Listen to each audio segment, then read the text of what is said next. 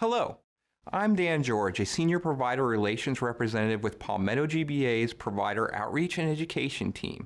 I enjoy sharing educational information that can help providers like you strengthen the health information supply chain.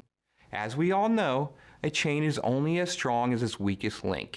At PalmettoGBA, our goal is to deliver clear, concise educational information that will help you improve compliance with the Medicare program. The topic of this video is the Hospice Notice of Election process known as NOE. When a Medicare beneficiary elects hospice services, the hospice must complete an election notice with the beneficiary and file an NOE with Medicare. Starting on October 1, 2014, Medicare implemented the requirement that hospices must file an NOE within 5 calendar days after the date of the hospice election notice. Not only does the NOE need to be submitted, it also needs to be accepted by the Medicare claim system. Let me explain. For an NOE to be accepted, it must be free of any billing and keying errors. This is what's called a clean submission. If an NOE is returned to the provider for correction, it will receive a new receive date when it is resubmitted to Medicare. This new date will now be used to establish timely filing in regards to the 5-day requirement. In instances where an NOE is not filed within 5 calendar days, Medicare will not cover and pay for the days of hospice care from the hospice admission date to the day before the NOE was submitted and accepted by Medicare. The provider will be liable for these days and will not be allowed to bill the beneficiary for them. Let me provide an example of the actions that must be taken for a timely NOE as compared to an untimely NOE submission. If the beneficiary signs an election notice on April 1st, then the NOE is due to Medicare on April 6th. If the clean NOE is received on or before April 6th, it is timely. If the NOE is received on April 9th, it is untimely. Therefore, the hospice shall report April 1st through April 8th as non-covered days using occurrence span code 77 on the associated claim.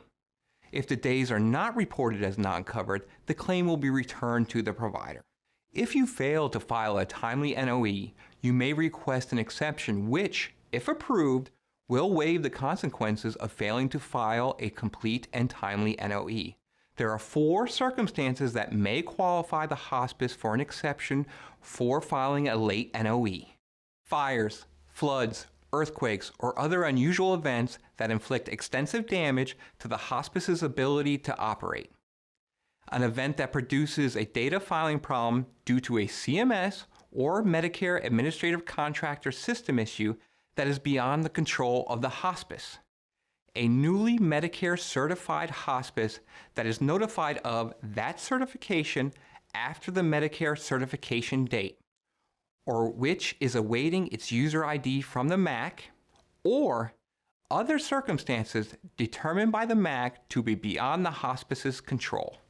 If one of the 4 circumstances just described prevents you from filing your NOE within the time requirements, you may submit the associated claim requesting an exception.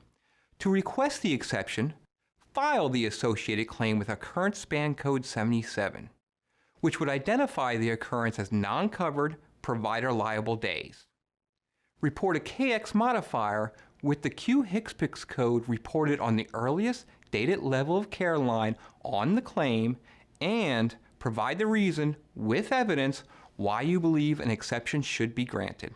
Please remember that if a hospice patient is discharged alive, or if a hospice beneficiary revokes the election of hospice care, you must file a notice of termination revocation within 5 calendar days after the effective date of a beneficiary's discharge or revocation, unless you have already filed a final claim.